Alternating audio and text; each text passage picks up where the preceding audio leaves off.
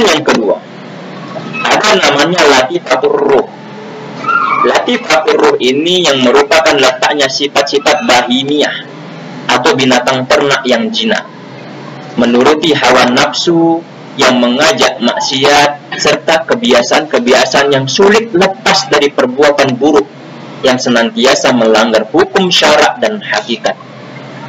Sifat ini mengikuti sifat binatang keledai yang mengikuti apa perintah tuannya. Coba kita perhatikan di dalam Quran surah Jasiyah ayat 23. Pernahkah kamu melihat orang-orang yang menjadikan nafsunya sebagai Tuhan?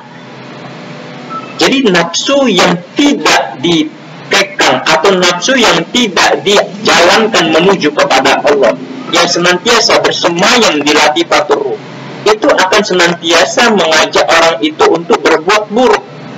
Maka kalau tidak kita bisa mampu mencegahnya, otomatis kita akan mengikuti apa perintahnya. Maka dia akan mengikuti apa kata tuannya. Dan pada saat itulah seseorang tadi yang mengikuti nafsu buruknya menjadikan Tuhan nafsunya itu. Jadi orang itu sudah terjumus kepada nafsu yang menjadikannya Tuhan. Maka bersenada munasabah kepada Quran surah Al-Fatihah ayat kedua, yang itu harus dizikirkan 1000. Maka akan tujuannya menghasilkan sifat qanaah, sifat yang merasa cukup, sifat yang merasa kita bilang cukup kepada Allah, merasa dia ada petunjuk di situ, petunjuk ilahi yang bisa memfilter yang mana perbuatan atau kebiasaan buruk dan kebiasaan baik. Ketika dia sudah mampu memfilter itu, maka qanaahnya itu dia mampu memilah dan memilih yang mana yang itu buruk dan yang mana yang baik, yang mana mengandung dosa, yang mana mengandung pahala. Jadi letaknya itu di latifatur ruh. Kemudian yang selanjutnya ada namanya latifatus sir, yang merupakan letaknya sifat-sifat syadiah, binatang buas, zolim, pemarah, dendam, mudah tersinggung, sentimen, dan sebagainya. Dan ini sifat ini mengikuti binatang serigala yang buas dan menerkam. Orang-orang seperti ini dia tidak terkontrol dan terkendali, karena latifatul ruhnya itu mengajak keburukan, maka dia akan terdorong jasadnya ataupun batang tubuhnya untuk terjerumus kepada maksiat yang zalim. Maka orang ini sekarang secara terang-terangan dia berbuat maksiat. Lain halnya ketika dia di latifatur ruh, dia secara membatin membuat maksiat. Tetapi latifatus sirri ini terang-terangan orang itu akan membuat maksiat. Maka orang itu akan suka menzalimi orang lain.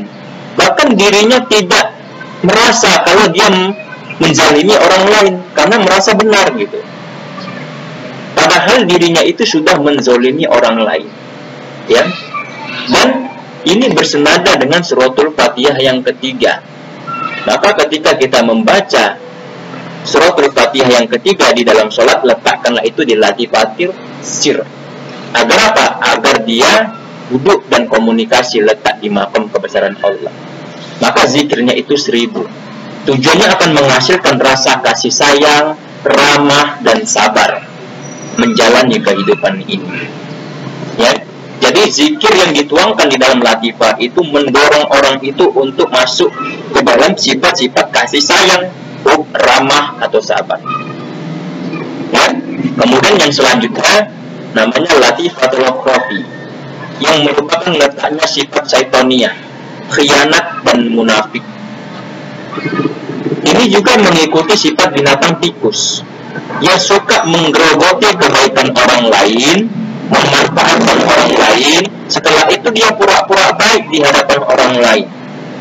Maka orang ini suka berpijak di atas kebaikan orang lain untuk dimanfaatkan untuk kepentingan pribadi, sehingga kerjanya itu buruk. Maka orang itu akan khianat dia, bahkan munafik di hadapan orang lain.